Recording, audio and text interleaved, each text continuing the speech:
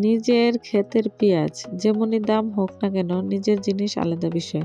Hello guys, আসসালামু আলাইকুম। হাতে টুরকি আর কাছে নিয়ে চলে যাচ্ছি আমার ক্ষেতে। আর আমার ক্ষেতে মেঘলা আকাশ দেখে খুব ভয় লাগতেছে যদি পেঁয়াজগুলো পচে যায়। তার জন্য আগিয়ে চলে গেছি, আজকে পেঁয়াজ তুলবো। বউ আর শাশুড়ি মিলে দুজনে মিলে পেঁয়াজ তুলতে লেগেছি। আর দেখেন পেঁয়াজ তুলতেছি, দেখতে মাশাআল্লাহ ভালোই পেঁয়াজ হয়েছে।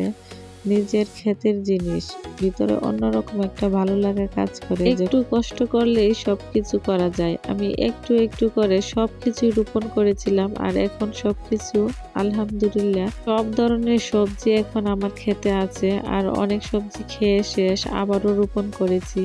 মেঘলা আকাশ দেখে বৃষ্টির কারণে আজকে পেঁয়াজগুলো আমি তুলতেছি।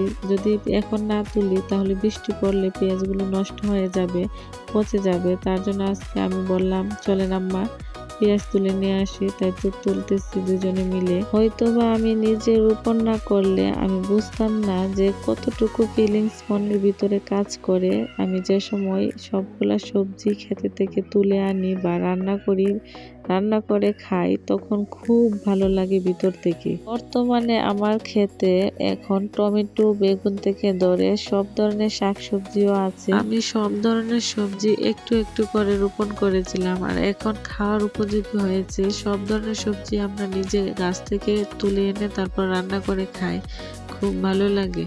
দেখাই যাচ্ছে আমার বেগুন গাছে খুব সুন্দর বেগুন ধরেছে, এবং কাঁচামরিচ গাছেও খুব সুন্দর কাঁচামরিচ ধরেছে। এই বছরে আমি সবকিছু রোপণ করে অভিজ্ঞতা হয়েছে। সামনের তারিখে ইনশাল্লাহ আরো ভালো কিছু। সবাই দোয়া করবেন আমার সবজি ক্ষেতের জন্য, আল্লাহ যেন আরো বেশি বেশি সবজি দেয়, আর আমরা যেন আরো বেশি বেশি খেতে পারি।